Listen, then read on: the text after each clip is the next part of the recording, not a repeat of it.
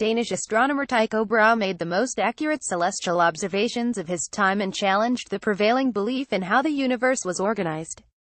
And while most people may think of scientists as stodgy academic types, Brahe's flamboyant lifestyle and ignominious death would have made some of today's wild celebrities look like choir boys. Born in Denmark in 1546, Brahe's parents were members of nobility. He was raised by his wealthy uncle, and attended universities in Copenhagen and Leipzig. Though his family badgered him to study law, Brahe chose instead to pursue astronomy. In 1566, 20-year-old Brahe fought a fellow student in a duel over who was the better mathematician. As a result, he lost a large chunk of his nose. For the rest of his life, he donned a metal prosthetic to cover the disfigurement. Brahe died in 1601 at the age of 54. While attending a banquet, societal customs did not allow him to excuse himself before his host. Brahe had drunk excessively, but refused to leave to use the bathroom. It is thought that this caused his bladder to burst and led to his subsequent death. However, scientists who opened Brahe's grave in 1901 to mark the 300th anniversary of his death claimed to find mercury in his remains, fueling rumors that the astronomer was poisoned. Some even accused a jealous Johannes Kepler of the crime. Brahe's body was exhumed again in 2010. Tests on his bones and beard hairs showed that mercury concentrations in his body were not high enough to have killed him. In fact, chemical analyses of the bones indicate that Tycho Brahe was not exposed to an abnormally high mercury load in the last 5 to 10 years of his life. Researcher Kari Lund Rasmussen, an associate professor of chemistry at the University of Southern Denmark who analyzed mercury levels in Brahe's beard and bones, said in a statement. However, further research revealed that the astronomer was exposed to high levels of gold in his lifetime. We found traces of gold in Tycho Brahe's hair, and we can establish that he was exposed to gold while these hairs were still on his body, Rasmussen said in a 2016 statement. It may have been the cutlery and plates of gold, or maybe the wine he drank contained gold leaf. It's also possible that he concocted and consumed elixirs containing gold, or that he worked with alchemy. Researchers also found that greenish stains around the nasal areas of Brahe's corpse contained traces of copper and zinc, indicating that his fake nose was made of brass and not silver or gold, as many had believed. When we exhumed the body in 2010, we took a small bone sample from the nose so that we could examine its chemical composition. Project leader Jens Vellev, an archaeologist at Aarhus University in Denmark, said the same statement. Surprisingly, our analyses revealed that the prosthesis was not made of precious metals, as was previously supposed. So Tycho Brahe's famous silver nose wasn't made of silver after all. When Brahe was born, his Danish name was Tychonic Brahe. However, he adopted a Latinized form, Tycho Brahe, when he was about 15 years old. There is not much consensus about how the name is pronounced in English. Some say his first name is Tycho, others say Tycho. His last name is pronounced either Brahe, Brahe or Brahe. He is sometimes referred to only by his first name, as in Tycho crater on the Moon, the Tycho deep space capsule and Tycho's supernova remnant. Despite his colorful life and death, Brahe contributed a great deal to the field of astronomy. At the time, astronomers held to the idea that the heavens were composed of separate individual spheres, with everything revolving around the Earth. See also our overview of famous astronomers and great scientists from many fields who have contributed to the rich history of discoveries in astronomy. This image comes from a very deep Chandra observation of the Tycho supernova remnant.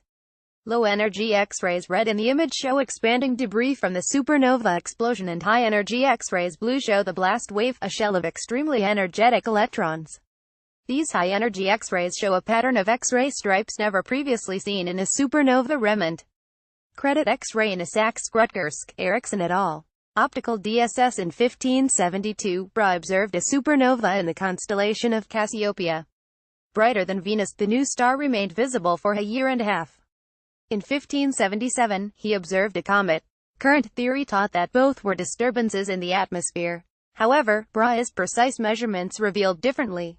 He proved that the supernova never changed with regard to the surrounding stars, and that the comet orbited beyond the path of the Moon, contradicting the idea that the heavens never changed. In 1575, King Frederick II sought to keep the now famous Brahe in Denmark by offering him his own island and financial support to study astronomy. There, Brahe built an enormous observatory, where he kept meticulous observations of the heavens.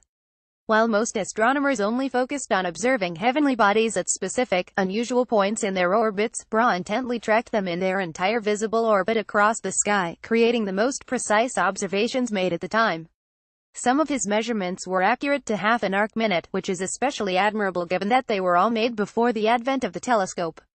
Although Brahe's observations revealed the flaws of the current system, he did not embrace Nicolaus Copernicus' newly proposed sun-centered model. Instead, he offered a model that combined the two, setting the moon and sun in orbit around the Earth even as the other 5 known planets circled the sun. The model became popular among those who wanted to leave the older view behind but weren't ready to embrace the idea of the sun at the center of the solar system. According to Rice's University's Galileo project, Tycho Brahe's contributions to astronomy were enormous. In addition to his observations, he also designed and built instruments, periodically calibrating them and checking their accuracy.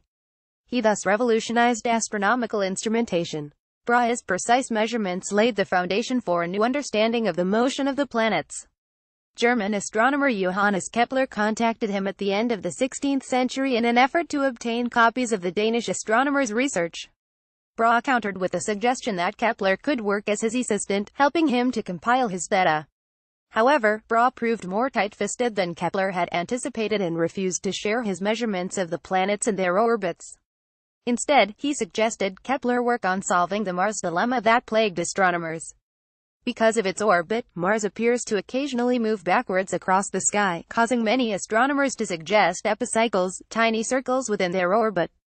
Even Copernicus' suggestion that the planets orbited the sun in circles could not account for the red planet's strange motion. Kepler, using Brahe's detailed observations, realized that the planets moved around the sun not in circles but in stretched-out circles known as ellipses. However, the problem took him almost a decade to solve, and Kepler didn't publish it until well after Brahe's death. Although Brahe's family intended to reap as much financial gain as possible from Brahe's observations, Kepler, by his own admission, less than ethically acquired them after Tycho died. Follow Nola Taylor Reddit at NolaTred, Facebook, or Google. Follow us at space.com, Facebook or Google. Additional resources.